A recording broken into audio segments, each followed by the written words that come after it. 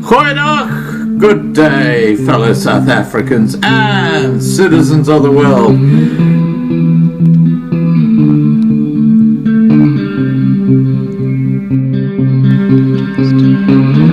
I've been looking around for salvation. I've been looking around for the truth. All around me I see frustration, and I looked all over till I found you. I sit and listen to your stories, and you're telling me, please don't worry. There's a lot in this world you should know, and love in life is where you should go. If you're looking for somewhere to go, if you're looking for someone to know, if you're looking for someone to guide you, then love in life will guide you. Goeienaand, good evening, fellow South Africans and citizens of the world, and welcome to tonight's live stream. Tonight we have the two key organizers behind the Smokers Unite organization that is holding protests around South Africa this Saturday. They are Trevor and Linda Barnard. Also joining us will be Clay Wilson, an organizer, and of course Reyno de Beer from Liberty Fighters Network. One of the huge issues related to the Level 3 regulations banning the sale of cigarettes is the cost of illegal cigarettes to smokers. Let's have a look at that.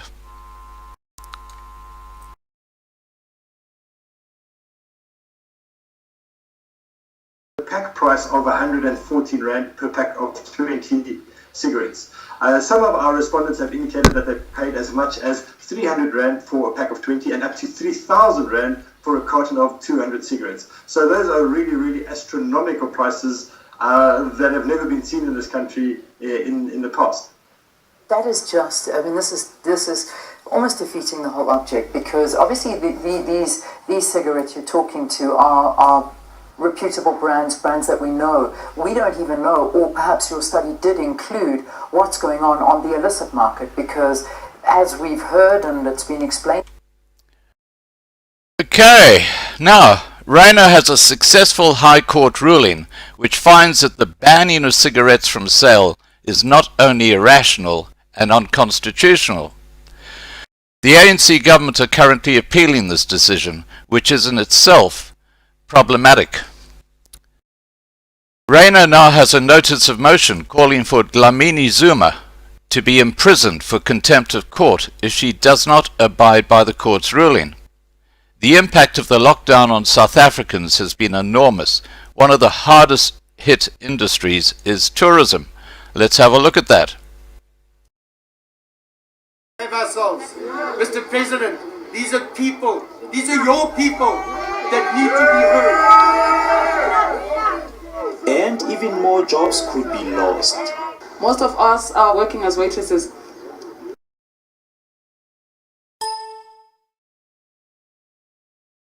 Okay, a little glitch with my video software, but that's okay. We got the meat of what we're talking about.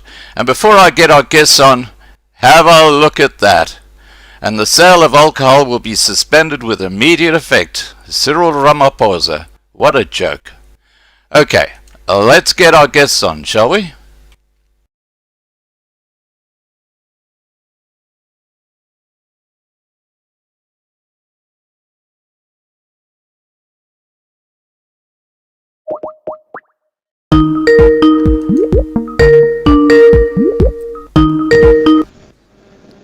Hi, Trevor. Hey Scott, how are you? Excellent, thank you. Excellent. We've got about 300 people watching right now, so that's a good number. And you've got Linda Barnard with you too, haven't you? Yes, I have Linda here next to me. Hi, Linda. Hello, Scott. How are you? How are you? Excellent, thank you. I'm Excellent. fine, thank you. Great. Okay. Yeah, she's the Parliament ghost that'll fade in and fade out. Is that what's happening? Oh. I noticed that. Oh my gosh. Cyril won't like that.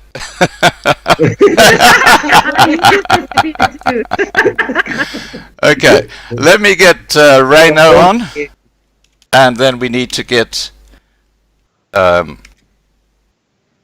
on a second, Clay on as well. Yeah, we've just had a word with Clay. Okay.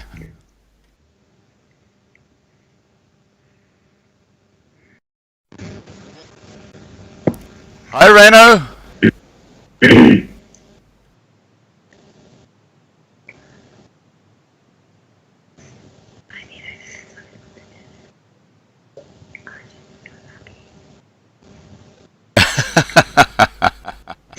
What, is Reyno there? Yeah, Reyno's coming on right now. Hi, Reyno. Yes, hello, Scott, how are you? Excellent, thank you, excellent. Now, Reyno, I can only see your icon at this stage. I can't see you. There we go. That's much better. Reyno, I don't know if you met Linda and Trevor, but meet Linda and Trevor. Yeah, we've spoken before, yes. Hello, Linda, hello, Trevor. Hello, Reyno. Hi there, Reyno. Fantastic. Okay, let me get Clay on. Won't be a second. Add, and then we got everybody in the room. Okay, just while we're waiting for Clay to come on, let me just say, please feel free to interact during the live stream. If there's something you want to say when there's a break, please just feel free to say something. By way of introduction to tonight's main topic, Smokers Unite was formed with the sole purpose to represent smokers from all over South Africa.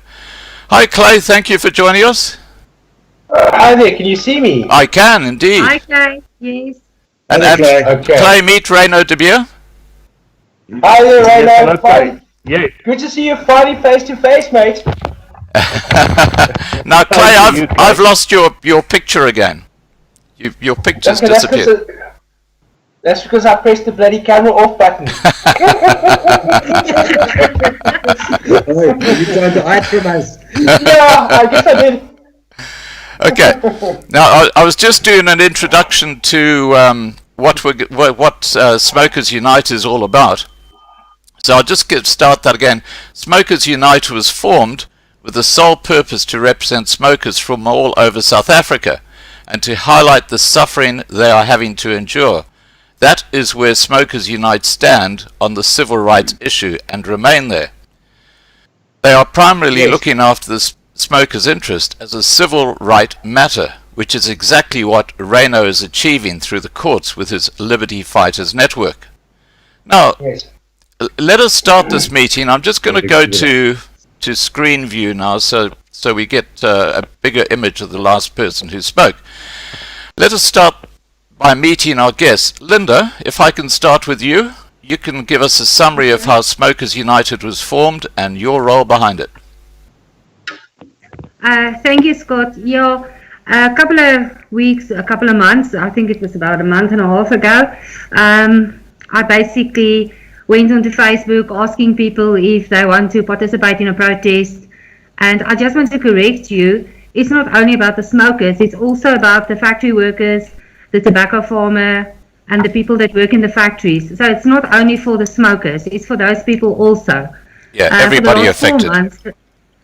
Yes, for the last 4 months they've been without any income. Right. So I've asked on Facebook and got a few responses. I then contacted some big people that I thought would help me. I was turned down, unfortunately. Then Beth McLean came aboard and she started to help me, and she sent my telephone number to Trevor, and then Trevor got involved, and we just grew and grew and grew, and that's basically how it started. You've got over 32,000 members on your Facebook page, I noticed. Now, your Facebook page is linked directly below this video in the description, so anybody who watches this video now or later can just click on that and join your Facebook page. Trevor, what is your role in the Smokers Unite organization? Give us a bit of background to your role. He does all the dirty work.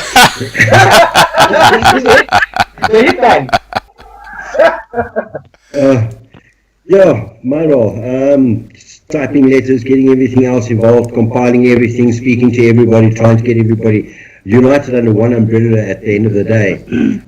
So if we fight for the same cause, for our constitutional rights, our fundamental rights, and like what Reyno has done, he's actually come in with a court case, which has actually helped us a lot at the end of the day. Yeah.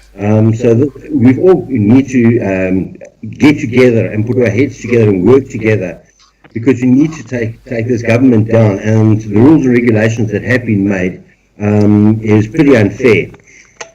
And I'm sure you would agree with that. Absolutely. I think it's shocking what the NCC are doing. And I'm very impressed with your metro notifications and your protest letters and all those sort of things that you put out there, Trevor. Well done. Good on you. Thank you very much. Now, Clay, what is your role in the Smokers Unite organization? Give us a bit of background. You know, I will definitely do that, Scott. I just wanted to add something to that. About the first one, it's all fine and well that we were championing, lifting the ban, and it's a civil rights issue and all of that other thing. But there's another factor here that we need to mention, is the fact that, smokers didn't get support. If you've been a long-time smoker and suddenly I take that cigarettes away from you, there's frustration, there's many emotional factors involved to that. And when you had the president of the country come along and suddenly take that ban without any, people felt disenfranchised, felt unheard. Right. And I know that on my side personally, my administrators, they tell you to hundreds of these stories. People pour their hearts out to them. We've had stories of, people started discussing their withdrawal symptoms. Some had like pins and needles in the legs. Some people had lightheadedness. They were discussing their issues, and I think that's one of the most important contributions Smokers United has actually had on the public. The fact that it's a safe place for other smokers to go, oh yeah, I need my bloody cigarettes, this is enough. Right, So I get it. I think that's a very important factor that we should mention about this Smokers United and this group. Right. Myself, actually, I found it by complete accident. In fact, I was one of thousands. I received a WhatsApp message saying, come join a protest. We plan to have a protest such that. I was on it. I was on board 100%. I shared it with thousands of friends. Within the day, that group had doubled. Wow. It was a couple of hours that the group had already doubled. And it had carried on for days and days. Before I knew it, I was a bloody administrator. And I actually assumed, it's actually ridiculous. I actually assumed somebody was doing the Cape Town protest. And halfway through this whole thing, I found out, oh wait, I am the fucking Cape Town protest. Really, I actually went exactly. We have a choice in. Yeah, here we are. 3 protests down, we've become quite the experts. Well, I have to tell you guys that I want to cover these protests live on Saturday, so if you can contact your members and ask them to Skype me, and I will happily give you guys my Skype contact, so that we can actually give it great coverage on the Loving Life channel on Saturday. Now, a very, very important person in the room is Reyno. Yes. Reyno, Yes. you had a successful court ruling back in June, which includes the legalization of the sale of cigarettes. Now, let me get this right. Under that court ruling, it is illegal to sell cigarettes, even if they are illegal cigarettes. Now, I don't know how that works, but perhaps you can explain that to me, Reyno, because it doesn't. I don't get that. Now, before you respond, please tell us the status now with your notice of motion to be heard on Tuesday, the 28th of July. Over to you. on both those? Thank you, Scott. You've actually misinterpreted it a bit.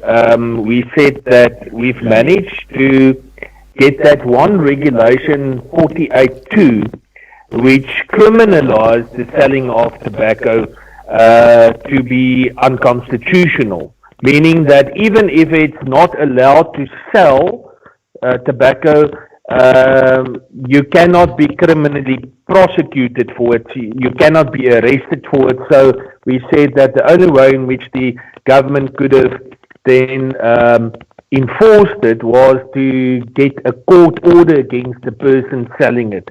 So that was the technicality, but we had problems with the producers to actually provide the tobacco to the cigarettes to the retailers. Right. They didn't want to do that. If they have done that, then we wouldn't have had this conversation now at this stage, because then we would have done exactly what the taxi industry did. They just said bluntly, the hell with this, let's just continue with disobeying these ridiculous unconstitutional regulations, and then if everyone have done it, then how could they have enforced it? That was the key thing, and that is why we were going out in a vengeance to tell the people, please go and defy these rules, regulations. Go out. It's totally irrational. Don't obey it. And but unfortunately, the minister have on the 14th of July, on Tuesday, she did make the deadline to file an application for leave to appeal to the Supreme Court of Appeal those parts as well. So basically that order was also suspended. But yes, that is basically the background about it, and then I'll describe a bit later what the effects of this new application is. Well, I have to say I love that point in your notice of motion that Dlamini Zuma will have to go behind bars for contempt of court. I think that just... I think the whole of South Africa cheered at that one.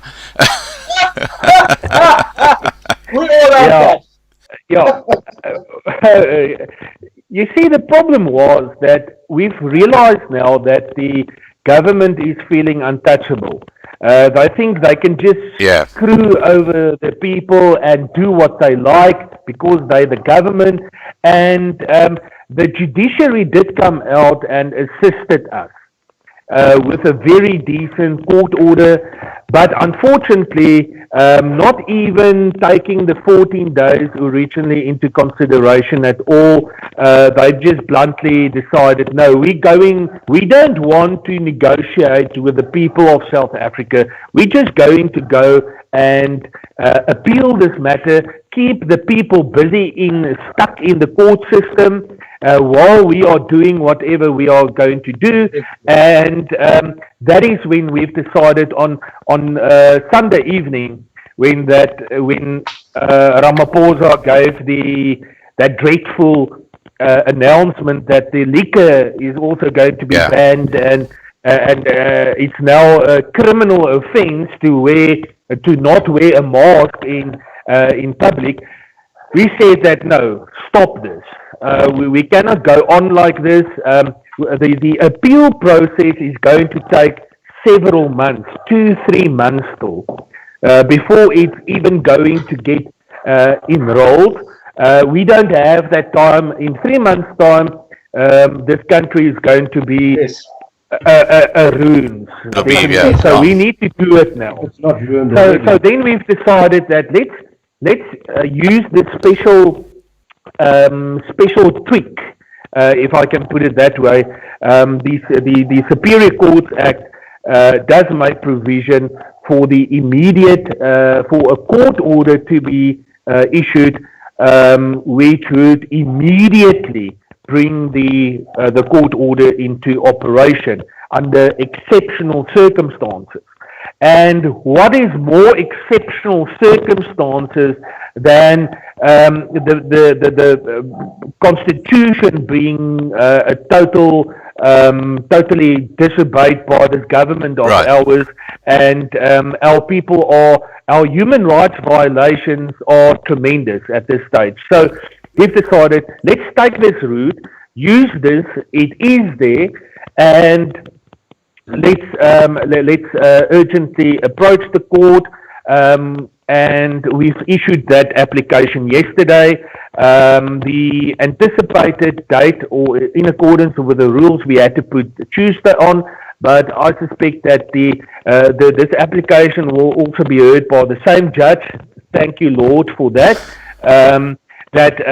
Before Judge Davis, who has already said that this is really going too far, and so we're waiting for his directives, and this matter will most probably be heard either on Thursday or on Friday, depending on that direction. But in that application, we have said that because of this constant violation of our rights, let's put something in there which would ensure that this government is going to listen at make it accountable.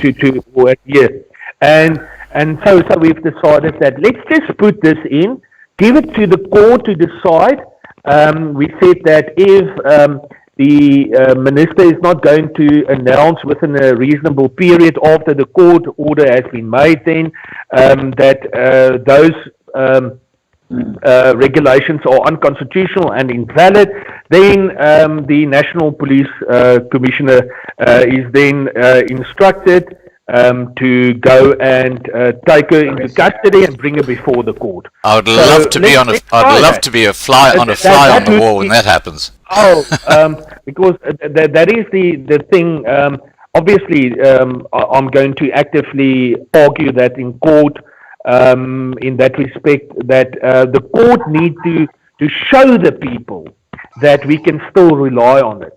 There's no use to have a judicial system and it's not working, and the government can, because of the fact that they've got the means and the power and the money to do it, they can just keep on appealing and implement stalling tactics and frustrate us.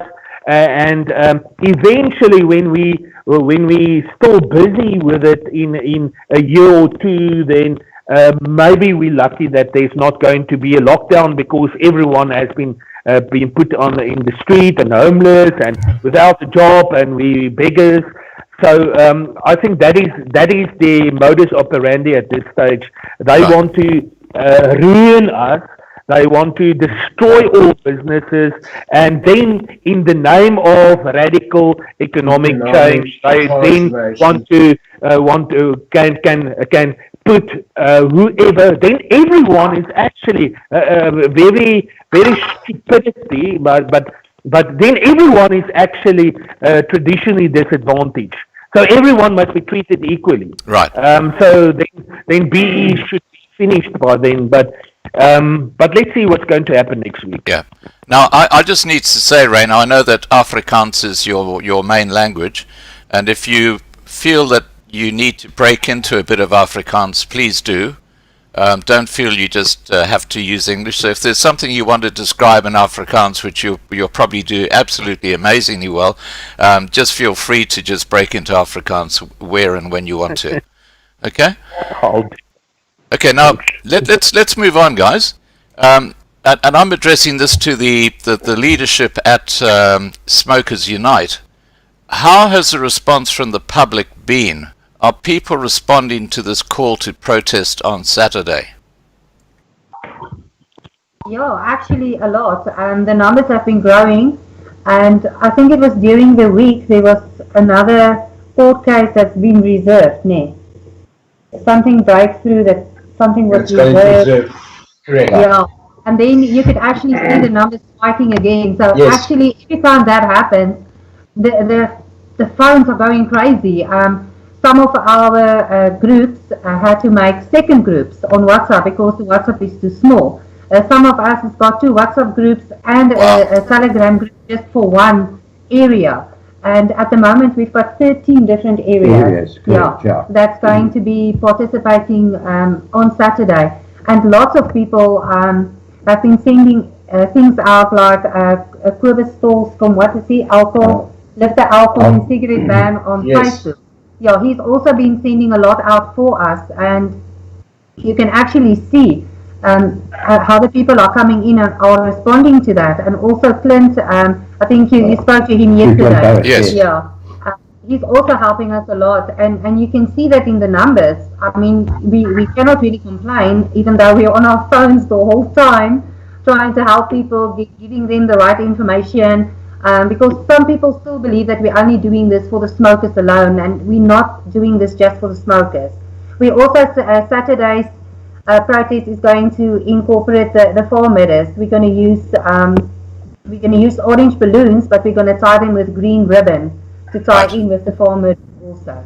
Fantastic. Yeah, now, groups have really, really grown. If you look at some of our groups, if you just look at our WhatsApp messages, I'm getting an average of 3,600 messages a day. Yes. And posts asking, can we join? Where can we join? You send out links. It's keeping us busy all day. All the time, 24/7. Even though there are some legal papers that need to go out and get the metro sorted out and things like that, you don't have sufficient time to do that. And that's why I actually say thank you to all our leaders as well. Right. All our group leaders which are jumping to it. And all the admins, they're all jumping to it, responding to the people. The message is going out, and we can see it on a daily basis. Right. Now, one of those admin is... Sorry, Linda? And we could not have done this if it wasn't for the support of everybody, the leaders, the admins, Cobus' page, Beth McLean, Clint, everybody. I mean, we could not have done it without them. Absolutely. It's lovely to see... helping us. Yeah. It's lovely to see people working together. That's what everybody has to do. Now, Clay, over to you. How are things going in Cape Town for this protest?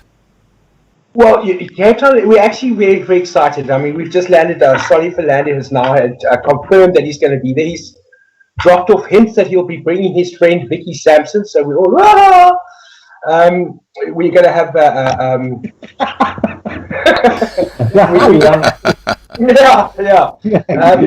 gonna have our Double O Des is gonna be there, and we're gonna have apparently Solly's gonna be bringing his minister, who's gonna give us a short blessing for the country, you know, because we are going through a hard time at the moment, and I think prayer is very important because, you know, we sometimes forget to pray, and you know, it's leading us into a short prayer will unify us. You know, I think that's the most important thing is the fact that reminding all of us that we're all in this together. And I think that's what I've been trying to portray in Cape Town's protest, you know, this sort of unified solidarity sort of vibe, you know. And I think Solly brings that across very, very effectively. I mean, he's a lovable guy. He's you know, unofficially he's been called the voice of Cape Town. So I'm very, very, very excited to have him on board. Fantastic. Yeah. Now, I also wanted to make a note on that is on our membership. I mean, I don't know exactly on my statistics, but I'm looking at almost about 20% of non-smokers on our groups. I haven't really worked out how many of those are there on the alcohol ban interests, you know, or the restaurant ban interests, but there is a large following from that sort of filters into our group because we are the only people having a protest at the moment. You know, the restaurant industry tried to have a protest yesterday. They were thrown off horribly. So essentially, at the moment, we're the only organization right now that is pulling off successful protests. So we have to represent all those people as well. You know, the non-smokers and the people who are affected by the alcohol ban and all the others. So that's also very interesting, you know. But anyway, carry on. Yeah. Okay. Now, I just want to address the side chat, and we've got about 400 people watching at the moment, which is not bad, seeing that there's a certain idiot talking as well. I won't go into details, but I think you know who we're talking about. No, not you. No, it's no one on my live stream. He's probably explaining how to wash your hands again. I mean, I can just see it. What a joke. Anyway, let's continue with the serious issues that we have at hand. Okay, for all those who are watching, if you haven't subscribed to the Loving Life channel, please do so. Because we have fantastic live streams every night, well, most nights at 8 p.m. And tomorrow night we actually have a jamming session with two great singers. And of course, don't forget, tomorrow morning we're going to be covering, or Saturday morning we're going to be covering live the protests that we're talking about here. Now, Linda, going back to you again, has there been blowback from the law enforcement about this? Have they tried to hinder you in any way? And has Reyno's victory at the Constitutional Court influenced people's decision to stand up and protest? And I'm going to ask Reyno this question after you've spoken. Over to you, Linda. Okay, sorry, I was just looking at Trevor because, boy, where we stopped. When we started this, we actually wanted to close the highways because I said I want to bring South Africa to a standstill. We will force the government to listen to the people. And like I said, Trevor was doing all the hard work and the dirty work. He went and he tried to get the papers, and they told us, if you do that, we're going to shoot you with rubber bullets. So we were like, okay, what else can we do? And then they said we can use a field or something, you know, an open area to have a gathering. So we said, okay, we'll do that. Now you must remember, every time Trevor does that, it's going there, coming back. Going there, coming back. It took 2 weeks. It took 2 weeks to do this. Yeah. So then we got the field, and then they said, yeah, you can't do that because of the gathering. Social distancing. Okay. Yes. So we said, okay, you do a slow drive, and they said, yeah, that will work. So Trevor worked out everything, the route, the time. He went back there, and they said, no, not during peak time. You must change your time. So Trevor went back home, spoke to me. We changed the time. Then Trevor went back and they said, yeah, but we don't like your route. So we changed the route. Went back again. And then all the papers were stamped, everything was legal, and 2 days before our first protest, the court actually overruled us. And they said, no, say again? I had the same. Yeah, exactly. And then they said it's against lockdown rules. Yeah. So what we did then is we took it to all the leaders. They went crazy. And we decided to take it to the protesters and tell them exactly what happened and what we did and what the law said, and all the protesters were like, we're still doing this. So then we decided to go ahead. Yeah. Right. I must say, let's say we were backed up quite a bit by all our members. A lot of people stood behind us. There was still a lot of furious people at the government against the regulations. And yes, I'm glad they stood by us. We did go through tough times. A lot of people were scared, seeing that we were threatened by the police by being shot and hose piped and everything else. I'm sure we didn't all need a free shower because we did that at home. And it was cold. It was very cold. And yes, I have to say, when we did our slow drive on the 8th, some of the metro actually went past us, and also in Reyno de Beer, with their lights and the sirens, but they just saw that we're not breaking any laws, because what we are doing, we are not breaking any laws. We're in our cars, we're wearing a mask, we are practicing social distancing, we are not blocking any roads, we are moving. So there's nothing they could do to us, and they realized that, so they left us alone. You know what this whole thing makes me think of is that song, Another Brick in the Wall. Have you heard that song? That old famous song where we are so controlled that we can't, you've got to, it is just ridiculous. And this is where I want to bring Reyno in. Reyno, what are your comments about this whole thing with the protest and the legality? And also your permit. How can people download your permit and actually hold that and say, look, here's my permit? Over to you, Reyno. Well, the permit was, as I've said in the beginning, just a document basically to mock the government, to say, the hell with you. If you can issue a permit, then the people will also issue a permit and treat you as children as well. That was the basis of the whole thing, and it worked, because the attention that we got from the media and all over because of that was quite tremendous. But the fact of the matter is that at this stage we still have the lockdown regulations before us. The court has declared it as unconstitutional and invalid, but because of the appeals currently before the Supreme Court of Appeal, the operation of it has been suspended. Hence the reason why we go into court next week to say, irrespective of the fact that there's an appeal before the court, we want this court order to be in operation now and not in a month or 2 or 14 days or whatever the case may be. We want it to be operational now. What the law says about protesting. Protesting is a basic human right protected within our constitution. We have raised in our application, our first application, the main application, and it was also identified in the reasons for judgment by the court on the 2nd of June. The court highlighted that we wanted to say that the Regulation of Gatherings Act of 1993 specifically says in section 14 thereof that any legislation that is in conflict of this act is invalid and not of any cause. So it's not the Disaster Management Act regulations or the so-called lockdown regulations are in direct conflict with the Regulation of Gatherings Act, meaning that the Regulation of Gatherings Act, irrespective of the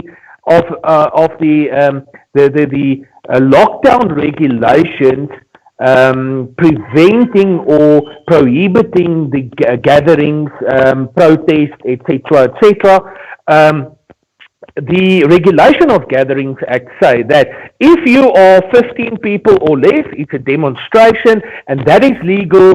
You cannot be. You've got a right to protest, and no one can take that away from you. But if you gathering a political gathering, and it's 15 people or more than 15 people, then you need to apply from the local authority for permission to have that. No, not actually for permission as such, but to inform them that you're going to have this gathering, irrespective of the fact whether you like it or not. You must just be there. We are actually telling you how this whole thing is going to be operated, and you must just be there.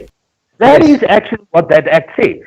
It's not to ask permission. The permission, the Constitution has already given you permission that you may protest, but it's just the fact that if you don't inform the local authority to be there, and as we know that many of these gatherings, and if you go back, this specific act dates back to 1993.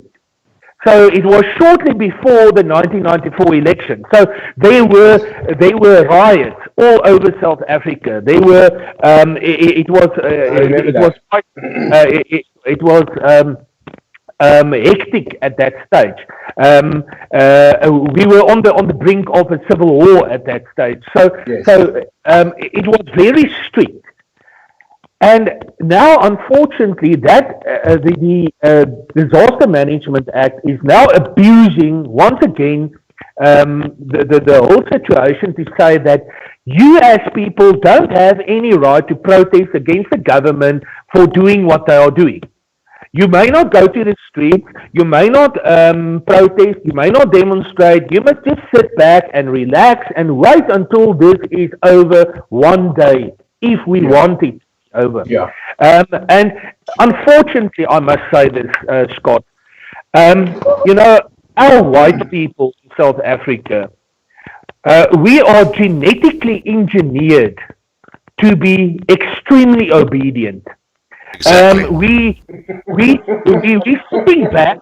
We are sitting back, and you know what? No, it's fine. It's fine. We go ahead to violate our constitutional rights. We will just sit here and you can do whatever you want, and whenever you say that we can leave our houses one day, we will do that because we are so obedient. But comparing to our brothers and sisters in Europe and overseas, you will realize that they don't keep when they protest, they burn, they riot, they go. Yeah. But unfortunately, South Africans, and I'm not saying I'm not supporting any violence at all. But the fact of the matter is that when I see that people are organizing protests, and I'm not referring anything specifically to you guys who's organizing these protests, but what is so interesting to see is that everyone is so obedient to say that we're going to protest, but wear your mask. There must be social distancing, blah, blah, blah, blah, blah, blah. So then we're actually kneeling once again to this government. What we did last week in Soweto when we protested there while the chaos was going on in relation to the farm murder protest, what we did was we took off our masks. The police were there. They saw that we were not having social distance. We told them that we're not going to wear our masks. We're not going to have social distancing, and they allowed us to have the protest. Although we also did not formally get permission for it, but they did allow us to have the protest up till 2:00 that afternoon. So if more of us are going to go out, and remember that the group that we were with were predominantly black people who felt exactly like us. They are also up. They are also totally fed up with Gatvol. Yes. And they were going out. They wanted to. They said before the time, if they get the opportunity, they're going to go inside Baragwanath Hospital and they're going to see and look at the to see whether there's any COVID-19 patients there. But did they find any? Okay, no, we don't want to push that. The obedience. Socks are all up, and so let's not do that. But they just before we left, they did announce on our loudspeaker, police, we need your help. We want you to please come with us to the hall to see whether to go and have a meeting with all these COVID-19 patients there. Will you please accompany us? So the police were realizing, okay, now they need to come here, and I just jumped in and said, you know what, it's just symbolic, don't worry. So then they calmed down and so they don't have to step up. But that is the point. When we protest, those days where we must realize that when we do something like this, we must do it thoroughly. There must be someone who is prepared to be arrested if need be. Right. We must stand in front and we must say, you know what, as I've been telling, this past week on YFM, I also had a conversation and I said, an interview, and I said that I'm not going to wear my mask. If the government is going to arrest me for that, then I'm prepared to be the first political prisoner again at Robben Island then we can go for 27 years. We can also have a nice party there going on. Exactly the same as Mandela. But this government don't want to go there, because if there are political prisoners which is currently appearing to be to evolve at this stage, they're going to be put in a very uncomfortable position when it comes to the handing out of funding to South Africa to just waste again. So they don't want to waste or to be seen as human. What is left to waste? What is left to waste? They've taken all the money already. You still got a pension fund. Yes. The 500 million is already gone, and I've seen 500 billion. Now they're already wanting to have an additional loan for, I think, $8.2 million or something like that. Yes. And I thought, what happened to the other money? It's already gone. Now, Trevor, and Linda, and Clay, do you have any comments on the issues that Reyno's just raised, or is there something you want clarification on? Just go ahead and talk. I have something here. I just need to say. I mean, it's off subject, and I need to look because Reyno, when that whole court case came down, and they announced the appeal. I had a coloured friend with me, and he had read the news. He was sitting with me, and he says, "Appeal." It's a push, man.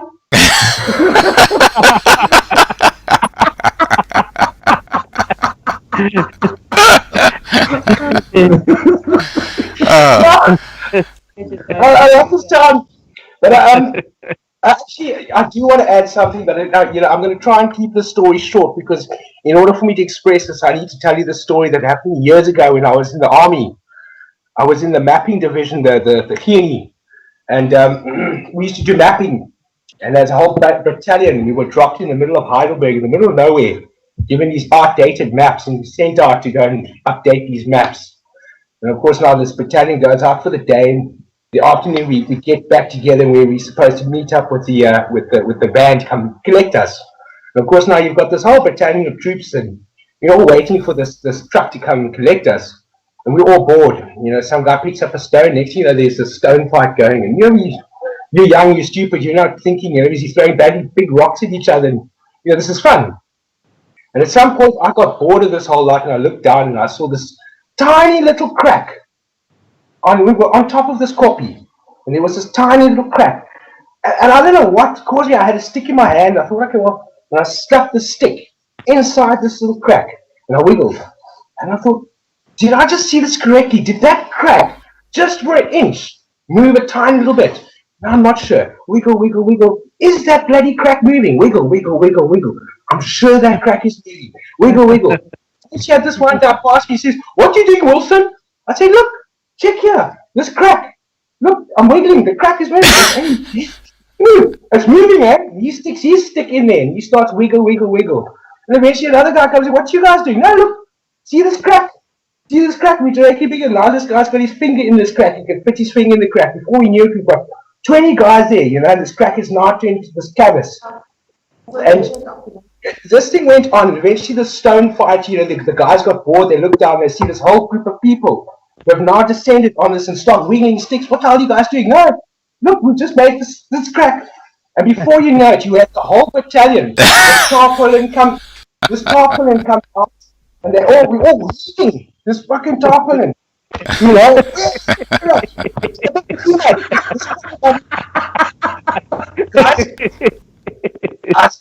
The Lord struck me dead. This is not a lie. Eventually, the whole half of this copy went tumbling down. We forgot the fact. No, really, we forgot the fact there was a targeting shed at the bottom. So you targeted it? Yeah, we targeted it.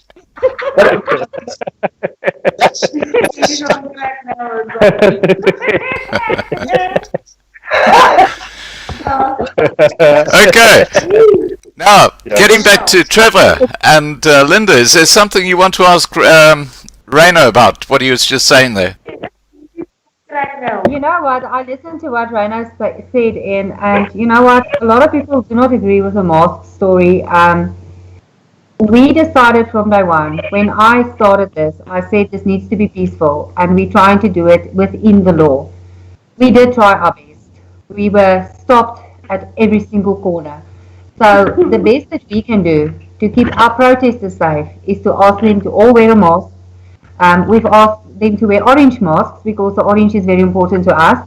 And the social distancing is being applied because everybody will be in their cars. I don't say this is because I believe that there is COVID or because I believe there's not COVID. I'm saying this because I want the people not to be arrested because they're not wearing it. And from day one when I started this, I've told all the protesters I will always be open and honest with you. If we go to a protest and there was trouble, I will tell you. If I feel that it's going to be safe, I will tell you. But I will never ever guarantee that nothing can go wrong. I can tell you what happened on the 8th. Absolutely nothing. I can tell you that when the farmers did theirs on Saturday, they were safe. I can tell you that I think and I believe that he will be safe on Saturday. Even so that I'm actually bringing my son with. So, and my son is 8 years old, but he will wear his mask and he will be in the car. So if that is not proof enough, then, you know, that is how far I can go. I cannot say to people, you know, Reyno doesn't believe in this, so Reyno says you shouldn't wear your mask, even though I'm not saying anything bad towards you. I believe that everybody's got their own point of view and their own belief system, but I feel responsible for them because I'm the one that told them we will be there on the 25th and this is what we will do. So I need to make sure from my point of view and from my standpoint that everybody is safe and that everybody is well informed to my best abilities. Right, I get it, and as you said, it's everybody's choice what they decide to do. Now, let's move on a bit. Can you give us the times, meeting places, and contact details for the Smoking Unite protests around South Africa? You know, where do they meet? All three of us just went. We switched our phones off and everything's on our phones. Oh, okay. I can tell you that Gauteng is going to be Wild Waters, meeting time at 8 o'clock, departure at 9 o'clock, yes. Clay, Cape Town? Cape Town's 10:30 we're departing from Bellville Velodrome. We're meeting up from at 10 o'clock to 10:30. 10:30 we out of there. So we start gathering by 10 o'clock. Right. Okay, then I do know that, yeah, Pretoria is going to be meeting place at the Teasers parking lot. 8:30 is meeting time. Departure is 9:30. It's very difficult to remember all the places. There's 13 of them. Wow. Beyers Nudia is by the BP garage facing north. Thank you, Carlos. I'm trying to think. I think it's from 8 o'clock that they meet until 9. And then everybody's got a slow drive. I'm sorry, I can't remember all the places now. It is on my phone. Is it on your Facebook page? Yes, definitely. It's on all the Facebook pages. So your Facebook page is linked below the video in the description, so people can click on that and have a look at where they can meet and what time, etc., etc. It's also on Quibus Store's Facebook page, Lift the Alcohol and Cigarette Ban. Like I said previously, he's got lots of people on his Facebook, and they've been sharing it for us. The times, the places, and also the links to the WhatsApp and the Telegram groups is also on there. Right. So it's also on Smoke Against Cigarette Ban. It's been posted there several times. And the Orange Movement. The Orange Movement from Quibus. There's quite a few something. We kind of all over. Right. Okay. Well, the big thing is that anyone listening to this can just go to your Facebook page, Smokers Unite. They can find it under that. I found it that way. Or they can just take the link under this video, and all the details will be on there, so they can actually just... and are there like phone contacts as well if people want to check something? If they want to check, they can contact Linda or myself. My contact number is 084 060 3233. Okay. Okay, sorry. Mine is 081 739 4455. Okay. Now, I hope one of the moderators got those, because if they could just put those into the side chat, that'd be fantastic. Okay. Now, actually, yeah, let's just get those numbers again. Trevor, what's your number? Okay, it's 084. Yeah. 060. Yeah. 3233. Okay. 084 060 3233. And Linda? Correct. 081 Yeah. 739 739. 44. Yeah. 44. 4455. Okay, got it. I'll get those into the side chat. By the way, guys, you know that I've got Cyril Ramaphosa's cell number. I am so tempted to put it up in the side chat. You know. I'm sorry. Clinton Barrett is going to get himself into a shitload of trouble with that little list of his. We all want some. We all want it. Really, honestly. Watch the space. It live. Yes. You want his number? I'll give it to you. You want Zuma's number? I've also got Becky Seller's phone number, and I've also got Dlamini Zuma's phone number. You know what I'm going to do, guys. You know what I'm going to do. One of these days, I'm going to do a crank call to them. You know, I say, "Hello, is that Mr. Ramaphosa?" Well, this is Scott Morrison, the President of Australia, calling.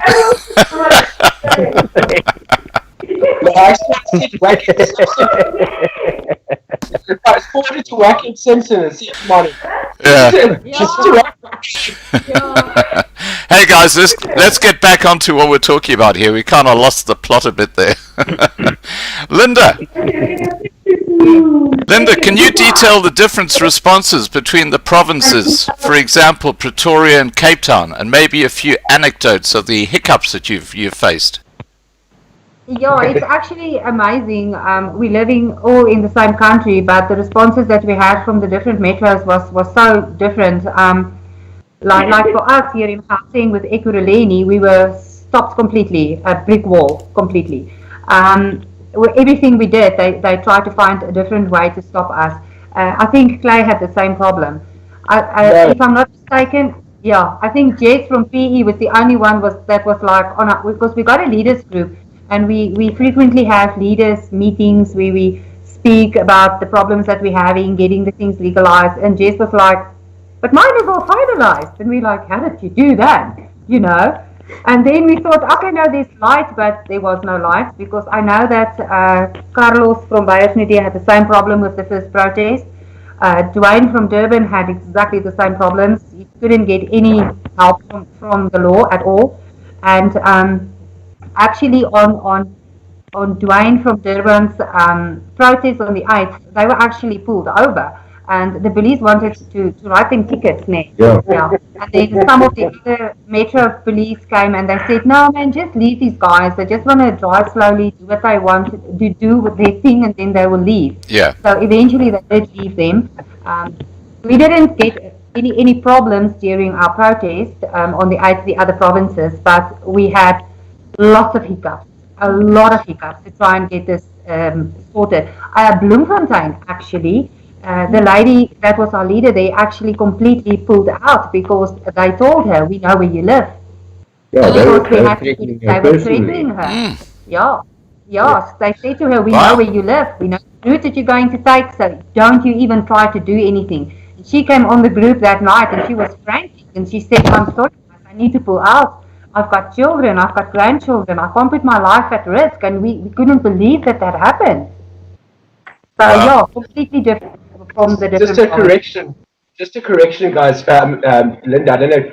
We had no problems at all, eh? In fact, we had 3 police on this first Smokers United protest. We had 3 policemen behind the Parliament gates, and I mean, they were smiling. And that was the only police presence we had on our first protest. And on the farmers' protest, we had 1 policeman, 3 policemen. We spent most of the time filming the bikes doing the donuts, you know. So we've been very our police services have been actually very good. Law enforcement have. When you tried to do your paperwork for the 8th, what was your response? Did you not also have trouble with that? Oh no! I mean, they shut me down. Yeah, that's what I mean. Yeah, that's what I mean. Yeah. Yes, and we did actually have, they had patrolled one of our meeting spots there in Mitchell's Plain, but we're not sure whether that was a coordinated effort from them to stop the protest, or if that was, but basically they had intercepted our meeting places, and we had actually changed our meeting places just prior to the protest out of fear for that, and that's kind of what. Yeah. So that is actually what we had to do, and I think that was why the 8th was actually, I'm not going to say a disaster, but it was very nice, it was awesome, but we didn't have the numbers that we wanted. The reason for that is we could only let the people know the Wednesday morning where are we going to meet. Because the police actually say to all of us, we know where you're going to meet. And Trevor actually told me when he was on his way to our new meeting place, he went past our first place. And there was police buses waiting for us there. But we didn't go there. So I was just going there just to collect the people, the odd people that went there. Pretoria last week was disgusting. I've seen the videos. It's absolutely ridiculous. Miles and miles of police vans and military for 50 farmers. But I'll tell you what, the atmosphere was ugly. It was palpable. You could feel the anger and the distrust between these two entities. The law enforcement, military, and the farmers. There's history there that I can. We don't have that. Clay, I can give you a bit of background to that. What actually happened was that a very senior policeman in the Pretoria area was attending a funeral. And it was close to Pretoria. There were over 1,000 people at this funeral. No social distancing, no masks. The police chief was there, and he said to his policemen they had to disrupt the protest that was being put on against farm murders, and that's what they tried to do. That's exactly what happened. There was no police presence at the funeral. Nothing. At the funeral. Heard that story. Yes. That's how distorted it's becoming. Now, talking about stories, Linda, I believe you've got a story about Dwayne in Durban. What happened there? That was the story we was pulled over. Yeah, that's when he got pulled over. Yeah. Oh, okay. He was we couldn't actually get hold of him that day. We were so frightened. We thought he was in jail because we kept on phoning, and eventually we got hold of him, and he's like, "No, I'm fine." And we said, "No, the police pulled you over. What happened?" Yeah. He said, "No, fuck it, I'll have a sweet talk back." So, yes. But Dwayne is a fantastic fellow. He's so charming. There's absolutely no way that they would have taken Dwayne away. They could have been a better person. Okay. Now, guys, let's get back to the subject at hand. Dlamini Zuma's smoking ban has come under scrutiny, and there's been quite a few studies put forward about the negligible advantages to having a smoking ban. There is now even studies presented that show smokers are less likely to contract COVID-19. I actually had a video removed by YouTube on exactly this subject, which was a Greek doctor suggesting smoking helps prevent you get COVID-19. Who would like to discuss this issue? I'm just putting this out to the floor. Anyone out there like to talk about this? I mean, that UCT has just released that thing. I mean, we're all still digesting that, I mean, in fact, when we were going through the talking points a few days ago, that was still new information. Yeah.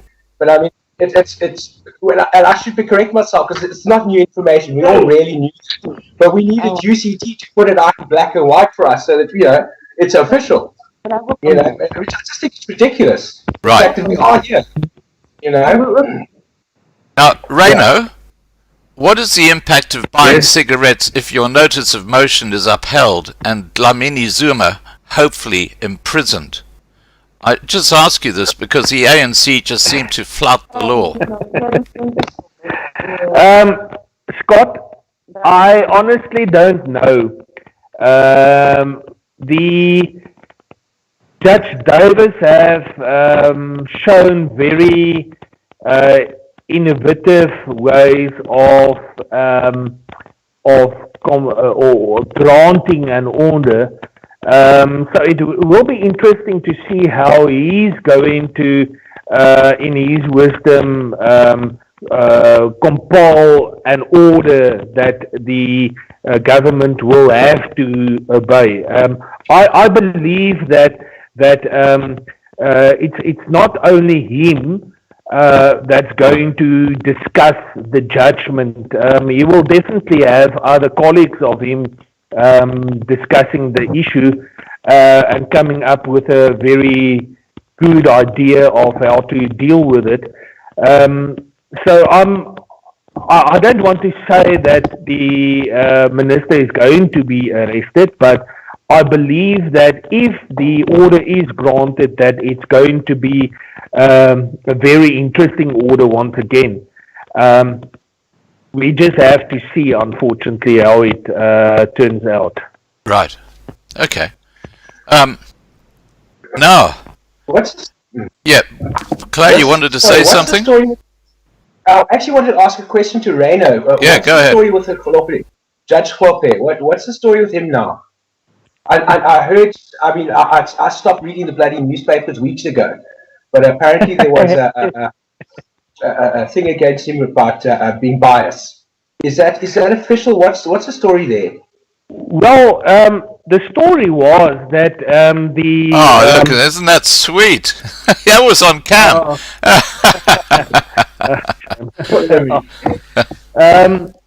Yeah, no, my wife just sitting here next to me now. Well, tell her to come on so we can say hi to her.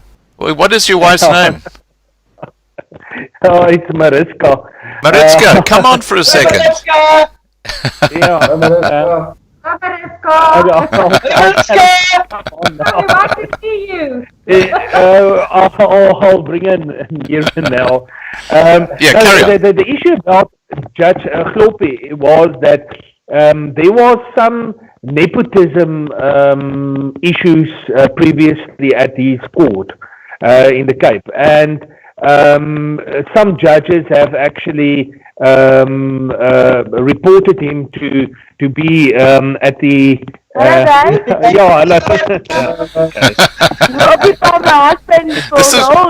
This is what you call being distracted.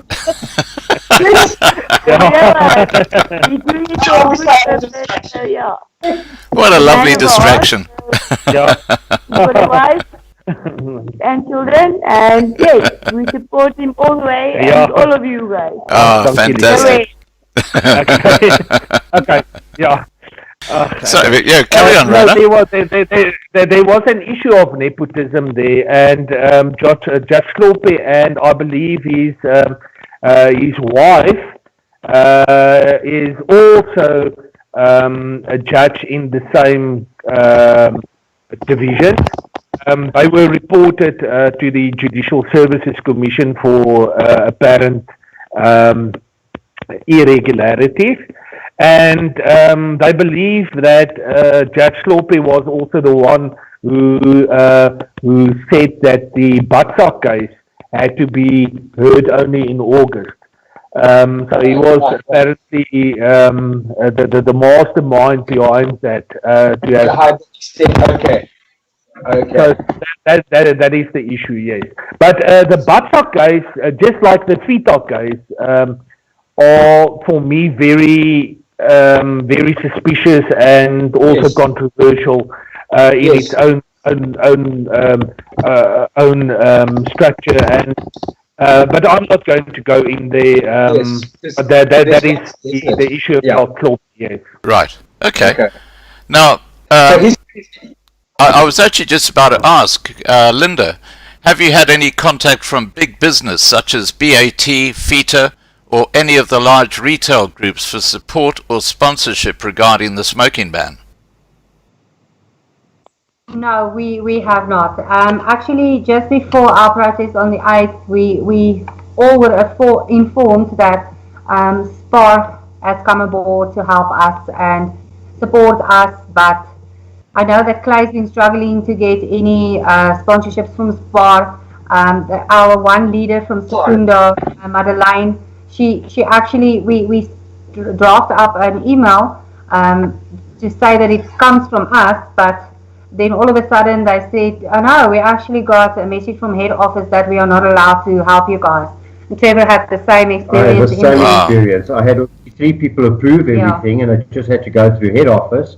Yeah. And then I got a email to say that their head office had sent through an email to all their managers to say that they will not back up. Okay. They're all scared of the ANC. Now, before I cross to you, Clay, I just want to address everybody watching. We've got about 700 people watching. Please remember to subscribe to be kept informed of this channel, what we're doing. And we have live streams most nights.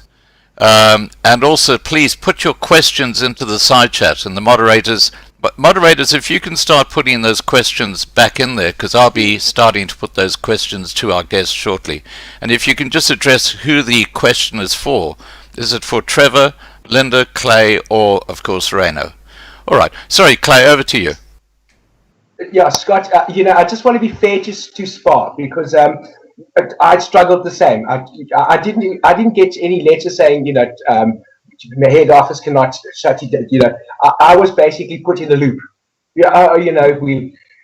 We'll get back to you. We'll get back to you. This been going on for a whole week. But now the thing is, I had to understand. Only halfway through the week did I finally it clicked on, like the light went on there. Is that I contacted them on the Tuesday morning. And I had to remind myself that on Monday morning, SPAR is a large retail group. They've also got a division called the Tops Division. Most SPAR stores has a Tops Division to their store. And on Monday morning, that whole division was told, oh, sorry, you can't come to work. I mean, they had staff who had pitched up on Monday morning and told, listen, you can't be here. They had deliveries, they had orders, they had invoices, all of that's now shut down. Wow. So the impression I had got from the SPAR side was do you know what I'm saying? Sort of like, don't ask me, ask him. Don't ask me, ask him. Yeah. So I haven't really given up on SPAR. I don't believe that SPAR is against any of this, or they don't want to get their hands dirty or any of that. Okay. I just think that they are at this moment re-strategizing. And I think that that's what's probably happening with a lot of big businesses at the moment. They support us in spirit, and they all say they do. But when it comes to anything that's official, with anything, it's a lot more complicated than just, do you know what I'm saying, putting your logo with the Smokers United, we support this, and that, So that is a factor. Right. Not only that, I think now they've got to, financially, they've still got to pay that staff, even though they've brought that band in again. Yes. Which, strange enough, Ramaphosa actually said, we will not bring this band back. And what did he do after 2 weeks? He brought the band back! Ramaphosa, you can't trust him. You can't trust him as far as you can throw him. He's a liar. He's a liar. He's a liar. To everybody in South Africa. The thing is an ongoing thing now. Yes. Now, I was in town today. The presidency cannot be trusted. No, for sure. I was in town today, and I was looking for a hotel. I had a film luncheon at a Film Industry Institute, and we were going to meet at a hotel, Dorp Hotel in the top of town, blah, blah, blah. I got lost. So I thought to myself, okay, let me go to the Hilton Hotel, because they would certainly have the address for the Dorp Hotel. I walked in, and usually the Hilton is such a large hotel group. Usually they got a revolving door. And I wasn't thinking. I went straight into the front door of the Hilton, and fucking thing's closed. Why is the Hilton closed? And the whole bloody hotel is closed. And only then did I realize, where's all the traffic? There's no traffic. And just the fact that that's the liquor stores are closed around South Africa, that's already taken 30-40% of the traffic. The hustle bustle of the city life has already just gone dead. And all the restaurants and hotels, that whole industry has now ceased to exist. Yeah. Do you know what I'm saying? So it's bigger than just the smoking ban. There's, like Reyno said, there's a story there that the rabbit hole stuff, that nefarious purposes here. We don't know. There is. Yeah. Anyway, okay, now guys, let's get ourselves back on track. I'm going to start with Linda here. Linda, has there been biased media coverage of the ban? For example, is the tobacco industry and now the alcohol and wine producing industries properly represented by the mainstream media? I don't think so. Not at all. You know what? The only time you hear about, especially the cigarette ban, is when it was announced. That's the only thing you hear in the media. We don't hear anything. We don't know what's going on. There's what was it that you said earlier today? That 6,000 pages thing. Yeah. Look at those 6,000 pages. Where are they? Yes. Have they been published? Can we read them as well? No, they can't. No, we can't. We don't. So nothing has gone to the media. Nothing has gone out. Yes. We also want to see a copy of that and see what excuses has she got. We hear absolutely nothing. Wow. Well, the protest last Saturday was completely, censored by the television channels. Yes. Look how big it was in Cape. Yeah, we saw nothing. The protest has been covered, but the ban not. No. Yeah. When you speak about the ban, you don't hear anything about that on the news. You don't get any heads-ups or nothing. The only time you hear about the ban is when they say on the TV the ban has been in place. That's it. The protest, we didn't get any TV coverage, got one TV coverage for the protest itself. But then radio stations, newspapers, the newspapers has been awesome, especially Media 24, the local newspapers, the radio stations, they've been awesome. Okay. They've really been awesome. They're really on board for this Saturday, phoning us off the hook.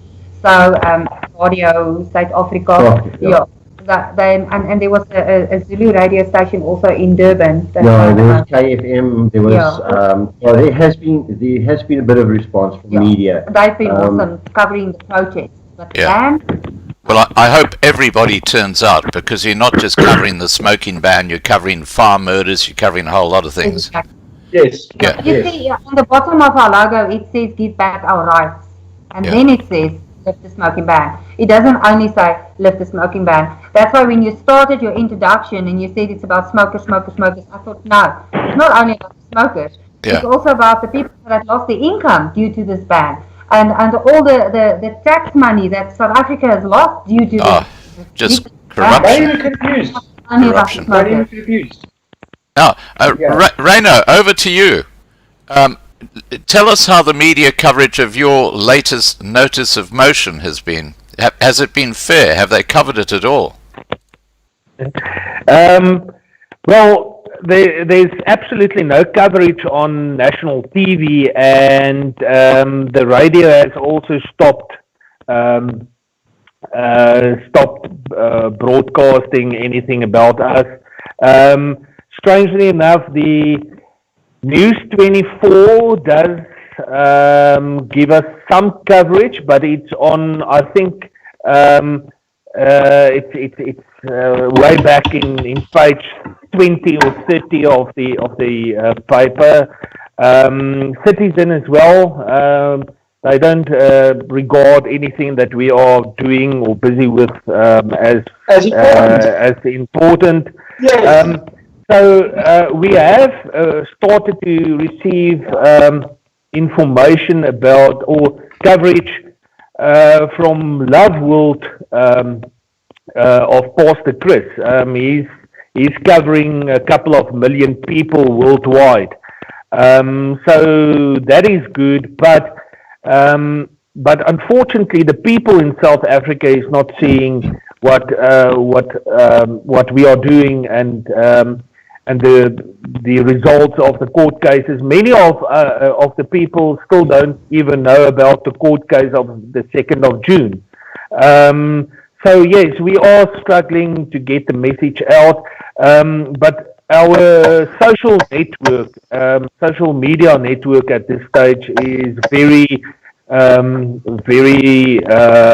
good.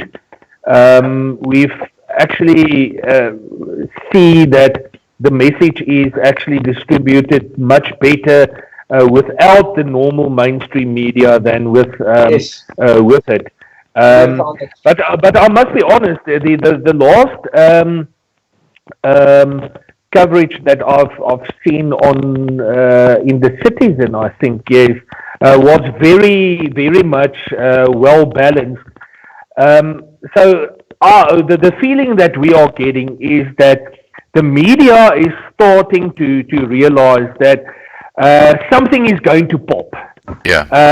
It's either going to be the government or it's going to be the resistance movement. So either way, it's going to create a lot of news, and we need to be accommodative of both of them now, so that we can pick up with the story once it evolves. I think that's most probably what is going to happen. But the mainstream media is our national television coverage stopped 3-4 weeks ago when I had the outbreak with ETV, when on the Carol Burnett show.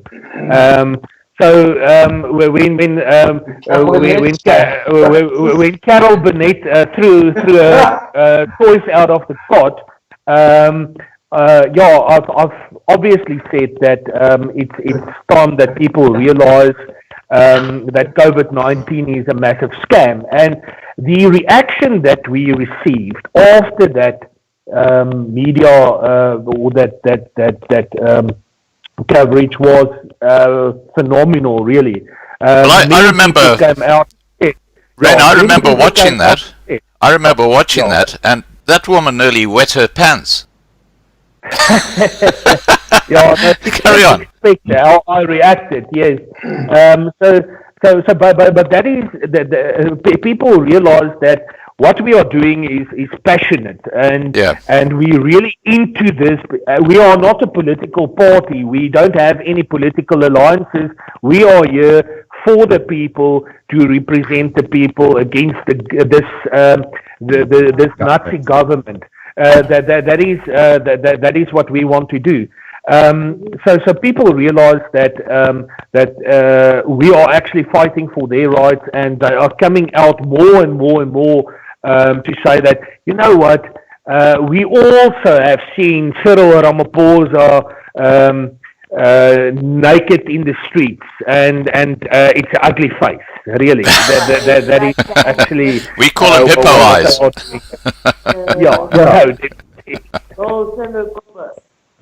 So, I just want to read one of the points out of your notice of motion, because I love it. I mean, I could never stop reading this. It's point number 8, Reyno. And it says, in the event of the respondent's violation of any one of paragraphs 5 to 7 above, the National Commissioner of the South African Police Services or his duly authorized representative be authorized to arrest the respondent, who is Dlamini Zuma, and keep her in police custody until the first business day, when she must be brought before this court to provide reasons why she should not be held in contempt of court, and for the court to make any direction at such hearing how to further deal with such a matter in its own sole discretion and authority. I just love that. I mean, I put up a video about this yesterday, and it's had about 30,000 views, and everybody says that's great in practice, but it'll never happen because she's above the law. Well, they think they are. They think they are, exactly. Wouldn't it be? I mean, I would love to be a fly on the wall when the police came to her home and said, "Sorry, we have to arrest you." I mean, wouldn't that be a beautiful moment? That would be the first time that this nation stands together and claps their hands with joy. Yeah, unity. Yeah, the Rainbow Nation will be back for a brief moment. You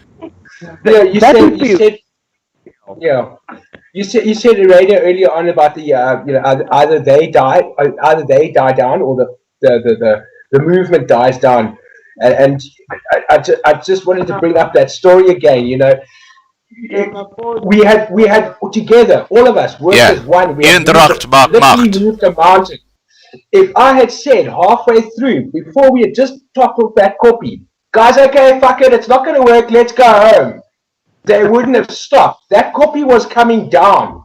Yeah. And this is where we are sitting now. We are actually gone to the point that we've passed that purposes. You cannot stop this. As I said to Linda earlier, what she essentially did was the tiny little pebble off the edge of a cliff. It started rolling down. It hit another pebble. Before we knew, we had a landslide.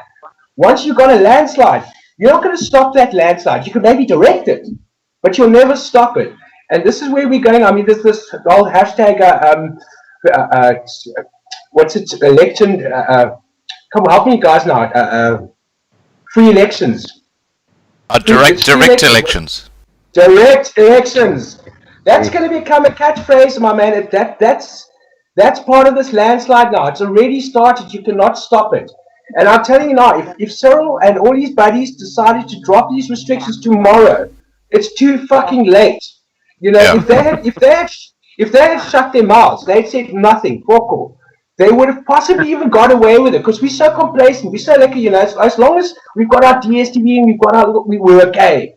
But because they come out with a smoking ban, alcohol ban, so now you can't have open shoes, now you can't have hot food. Yeah. What's going on here? Yeah. It's too late. You cannot pull off. This whole movement will not, you cannot stop it. Yeah. Just like I was the first guy with a stick. You know, like I said, At the end of the day, we had a whole battalion. Like someone's going to say to that battalion, guys, listen, this whole copy is not going to move. That copy was moving. I think Linda's done a fantastic job in getting this all started. Yes. Now, Linda, I have a question for you. What are the impacts of these bans financially?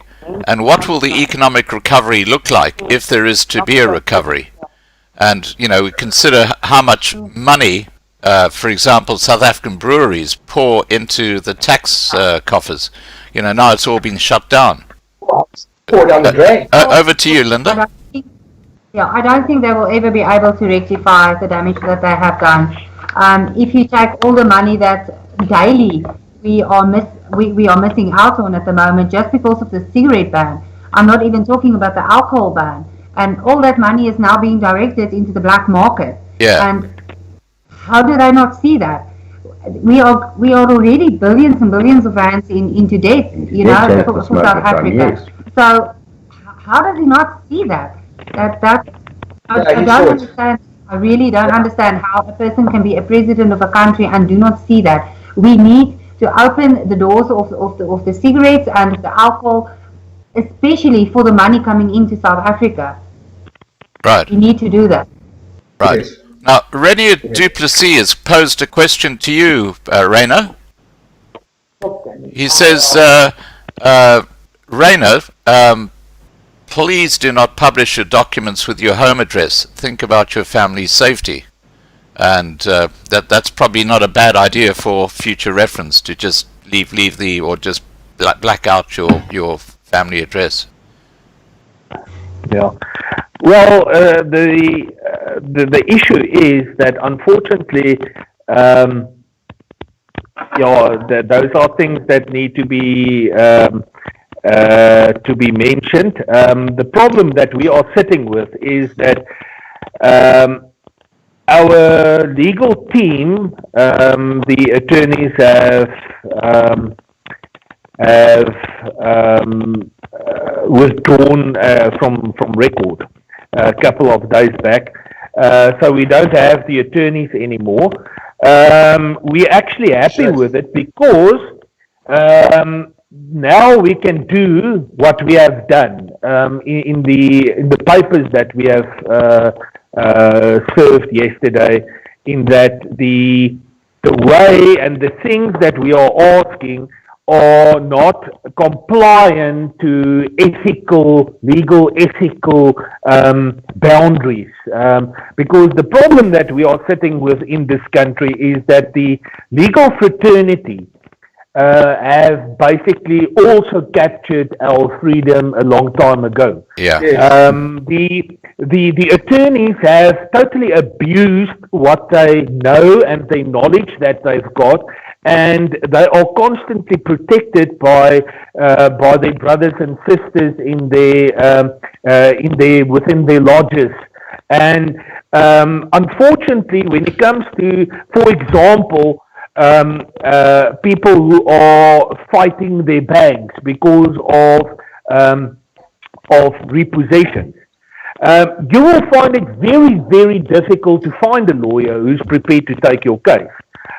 Because of the fact that most of the lawyers are already on the rolls of all the major banks, and if they represent you, then it means that they are actually in conflict.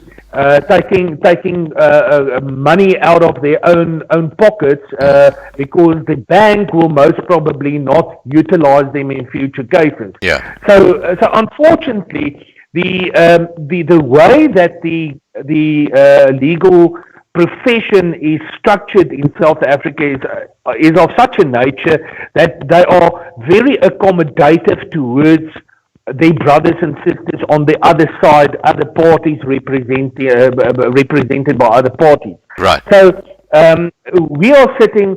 So we've just decided that let us just relieve you from your moral and ethical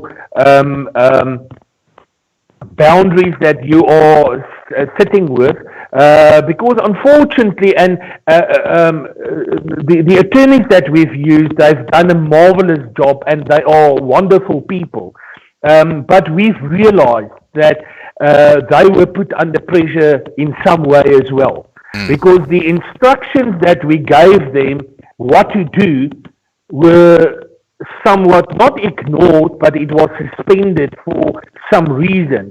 And the moment when we've asked them, please help, what we just want to know a yes or no, we were put in constantly back into a circle. So we've our executive made the decision that it's much better to we've got the knowledge, we've got the know-how, and in any case, the papers from the beginning have been drawn up by us. So we've got the backing, and I've been representing myself in court for a long time in any event. Right.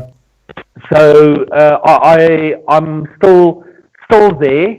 We're still going to continue with the way, and it's a very good thing further in that we can also go to the Constitutional Court if we need to. We don't have financial boundaries from our side as well, because we are then representing and doing it everything ourselves. Right. So anything the government can do, we can do better. So yes, unfortunately, there are instances where we need to do certain things, but there's method in madness. Don't worry about that. Okay, now just while I've got you on, Reyno, when do you see the lifting of these bans, and how do you think it will come about?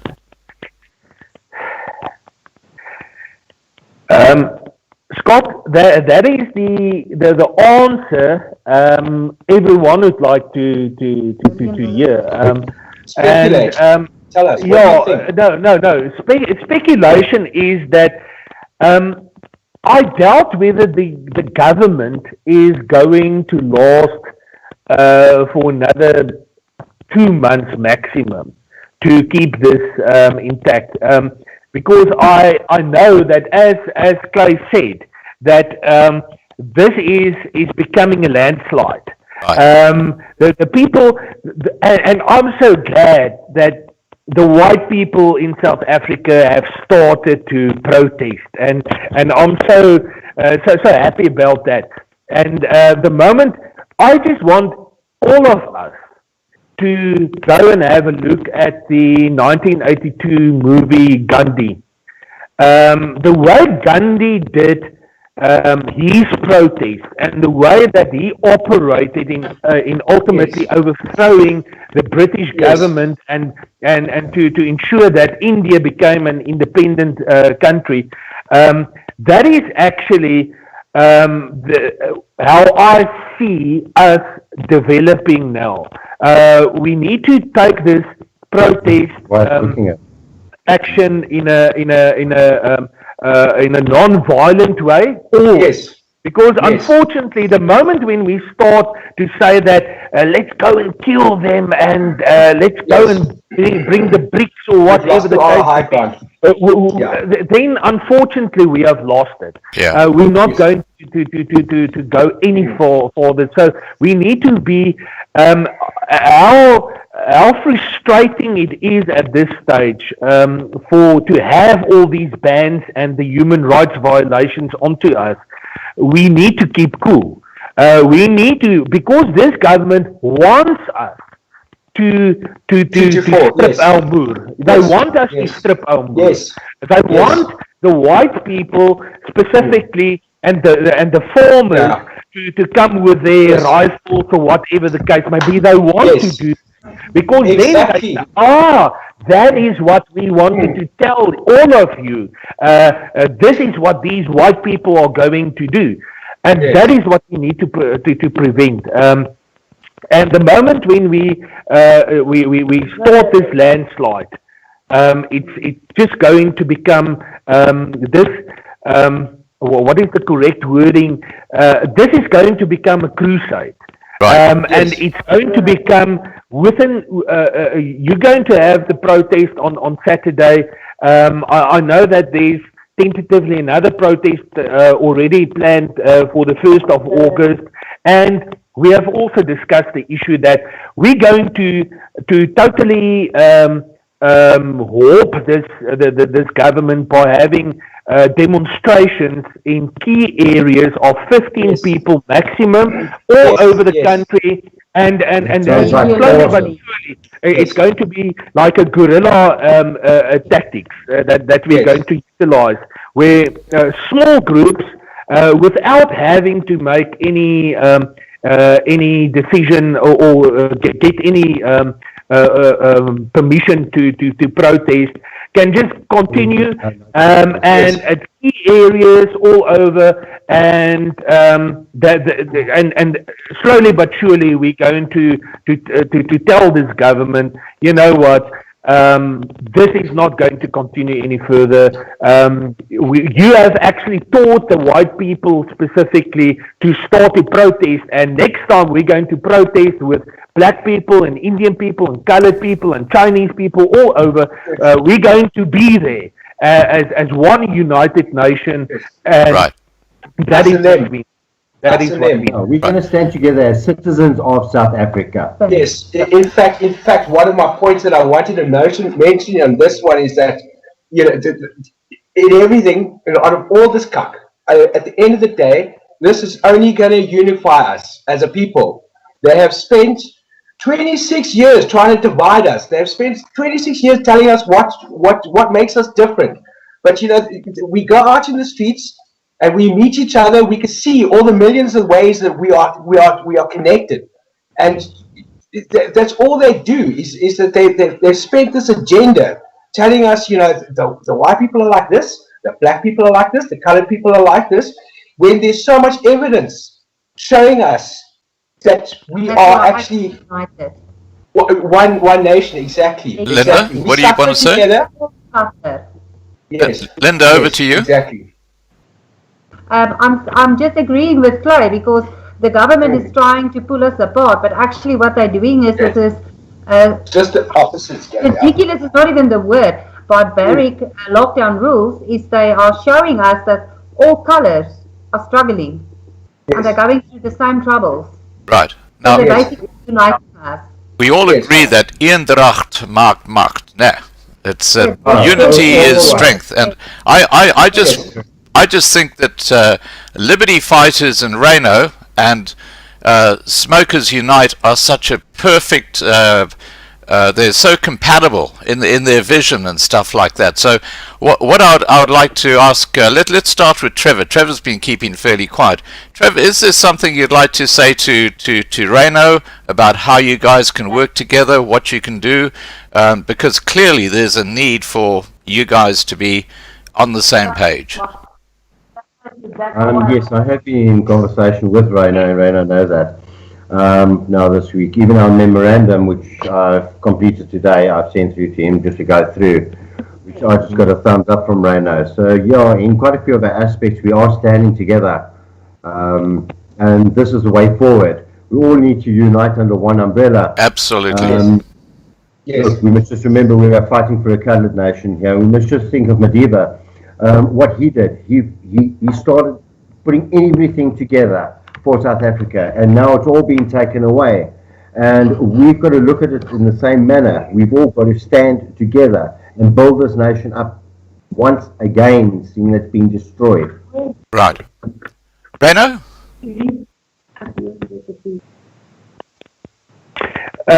Yes. Well, we supportive of anyone who's trying to do something productive, organizing protests. We definitely supporting everyone. What we've said in the beginning of when the lockdown or the tobacco ban protest started, we had some sort of disagreement, which was totally unnecessary at the end of the day. Sorry, I love it. Unfortunately, it's so that we are all so emotionally stressed with what is going on that that we start to irritate one another when we're actually doing the same productive things. And I think what we need to do is that we were in Iraqi training at this stage.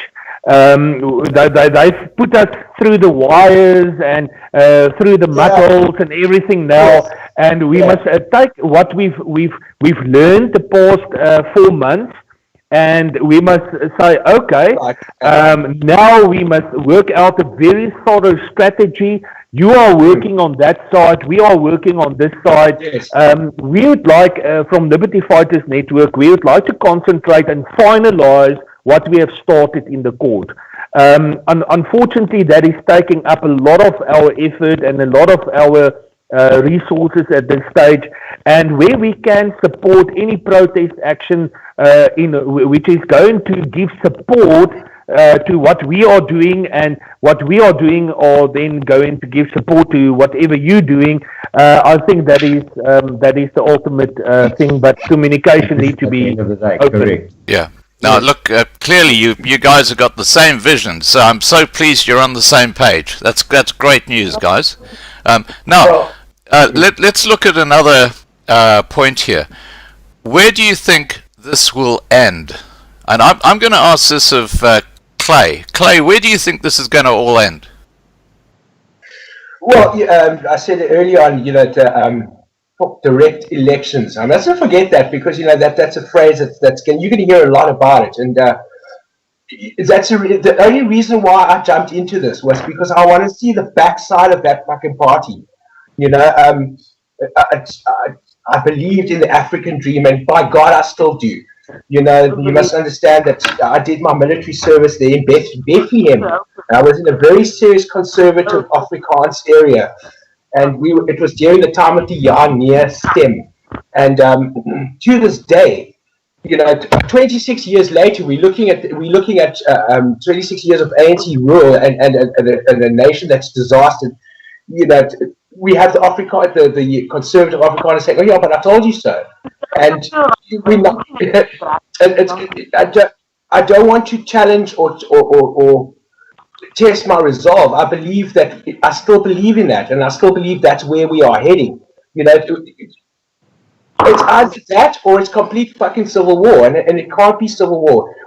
I don't see it in the zeitgeist. As we as a people, we are too peace loving for that in nature. For that, it would have to take a long time for us to degenerate to the state of civil war. So the other alternative is unification, and this whole thing, getting rid of this cancerous party, is what's going to bring that unification. Right. I can't say how we'll be governed, but I do believe we'll be a shitload more unified than we are now. Right. Now, Trevor and Linda, is there something you'd like to add to the conversation there? And before you do, just to Bev, who asked, how do I subscribe to the Loving Life channel? Just below the video on the right hand side, you should see a little red subscribe button. Just click on that. Scott. Okay. I need to add in there quickly. Scott, stop. Yeah. Scott. Carry on, Clay. Scott. I subscribe to a lot of these political YouTube channels, and I mean, I've been doing it for years. Epoch Times is one of them that it keeps you up to date with China.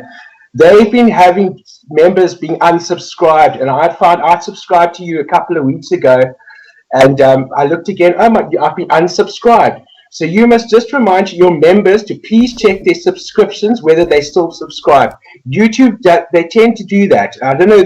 They've blamed it on an algorithm, and I don't believe them anymore because it seems to only happen on the political channels. It happened on Epoch Times. It's happened a couple of times on Robin Kabernak's channel, and it particularly only happens on the political channel. And it happened to me on your channel. So just remind your viewers to keep on checking if they're still subscribed. A good point. I get a lot of people who are unsubscribed from my channel and have to subscribe again. But I've got a very, very loyal base of subscribers. You know, they follow my videos a lot. Now, sorry, we got off the subject a bit there. Trevor and Linda, where do you think all this will end? Well, I don't think it's going to end shortly, because there's a lot more behind it. As I said, there's a lot of things that need to be dealt with. Our constitutional rights are going to be dealt with. If you look at the tobacco ban's got to be reversed. The alcohol ban's got to be reversed. People are going to start getting their jobs again. We've got to start fighting for people that haven't got food at the moment, that need to be uplifted. So, yes, the ANC, the cancer, we've got to get rid of that. We've got to start rebuilding this nation. And get this nation back on its feet. At the moment, it's being drained with all the financial drain, with the wrong party in power. Yes, it's the wrong bloody party, Okay, and we've got to make a point and return the choice of life. That's what we've got to fight for. We've got to fight for our lives at the end of the day. Literally. Yeah. Right. Yeah. Yeah, my message is to all that, the thing we say, there's this thing, keyboard warriors. I don't have a thing with keyboard warriors. I don't mind. We all need to be keyboard warriors at some point. I have issue with those that say, well, protest, what's the point, this and that, or the fact that you have to have a violent protest. You don't have to have a violent protest. In order for it to be heard, it doesn't have to be violent. Yes, civil disobedience. It's an art form. It's not just something that you do. It's something that you practice. And for myself, I've been practicing civil disobedience half my life, so it comes naturally to me by now. But some people, you kind of have to teach them that, because they follow the thing of law, and when the law starts falling on them, they actually don't know how to respond. Whereas an idiot like myself, I just, I just don't listen. With regards to that, on Saturday, that farm murder protest, you guys were talking about masks. 40%, 40% of us refused to wear our masks. I refused to wear my fucking mask, and no one interfered with me with the fact that I didn't have a mask. Well, I have to tell you something, Clay, and that is that a mask, unless it's one of those really expensive masks, is pretty well useless. The size of a coronavirus is 0.1. Hang on, let me finish. The size of a coronavirus is 0.1 of a micron. The threads that you've got, for example, in a cloth mask are something like, the gaps are something like 50 microns. So that coronavirus just goes straight through into your mouth. Yes, no, you can actually fetch 4 or 5. How many of these can you fit through that thread? It was like something like 10 coronavirus cells through that thread of that cloth. Yeah. Okay, now guys, we've been going for nearly 2 hours. Reyno's somehow, I think he's run out of juice on his phone. What I'd like to do is I'd like to wrap up now. I'll just see if there's a question here for Reyno. Dash. I'm sorry, Ashley. Reyno's, I think, run out of juice on his phone. Okay, I'm going to give you each a chance to just summarize what your thoughts are right now for people who are watching this video. Keep it quite short. Seeing that you're on, Clay, we'll start with you, and then we'll go to Linda and Trevor. Okay, well, my message is going to be quick and simple. It's going to be, come join us. Join us. Don't say it can't be done, because once you've said that, you've made it so. Join us. Join us in any tiny little way. Every way that you can defy, any way that you can stand up, it helps. It helps to shift the tide. And for God's sake, if somebody else says, oh, I'm attending this process, don't go shoot him down and go, oh, that's not going to help you much.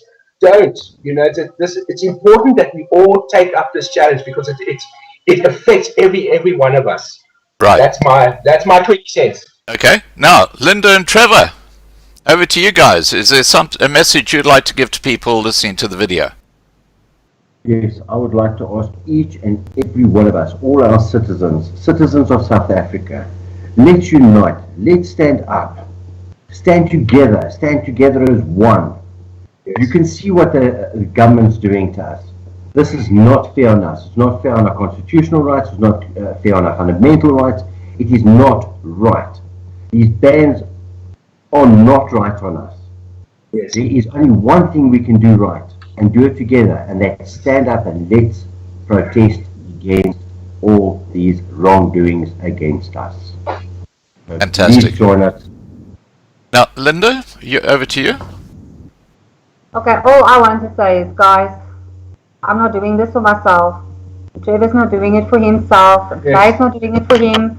Yes. And all the other leaders and all the admins, we're doing it for all of us. And we can't do this by ourselves. We need everybody. No. There's a lot of people that keep on saying, like Clay said, what is a peaceful protest going to do? You're just wasting your time. You know what? At the end of the day, I can say, at least I tried. History is being made. I tried. And yes. I use a very good example to everybody. You know, we like mosquitoes at the moment for the government. And the mosquito's going to keep on swinging until you give him attention. We're going to keep on swinging until you give us attention. We're not going to go away. You're going to have to give us attention.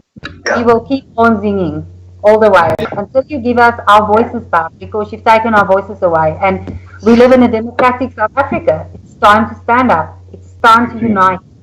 All of us, all races. We are wearing mixed colors, meaning mixed races. Right. We're wearing orange masks because our voices has been incarcerated. So please, guys, please join us. Yeah. Okay. Freedom isn't a right. Freedom isn't a right, it's earned. It's not a right, it's not a birthright. Clay. Yes, sir. Yes, sir. I know you're excited and emotional. I just want to thank all you guys for coming on tonight. Linda, very nice to meet you. Trevor, lovely to meet you as well. And Clay, great to meet you too. And I hope that through this live stream you'll get a lot of response and more people will turn up. And I will send you, all three of you, the link to this live stream, so you can put that up on your Facebook pages or wherever and send it out to people, because it's got a lot of information here that I think people will find valuable. Now, just really appreciate it. Now, just turning to the moderators, thanks guys for once again doing a fantastic job in the side chat. I see we've had a very, very active side chat. We've had during the whole live stream had well over 500 people watching, and we've gone up to about nearly 800 at one time. So there's a lot of people who've actually watched what we've been talking about. To all those who've actually joined us, thank you for being part of this live stream. I hope you've learnt a lot, and I hope you're going to be there on Saturday to be part of the protest of Smokers Unite. And don't forget, this is not just about smoking. This is about farm murders. It's about all the other things that are wrong in South Africa. So please don't feel that you're not part of it. You've got to be part of it, because Eendracht maakt macht. So simple. Yeah. All right, I'm going to shut down the live stream now, guys. And look, I just want to say, Reyno, in his absence, Reyno, thank you so much for joining us as well. Thank you, Reyno. You know, it's always lovely to have you on, and thank you for your efforts that you're doing in South Africa. And with that, I'm going to sign out. Please, everybody, take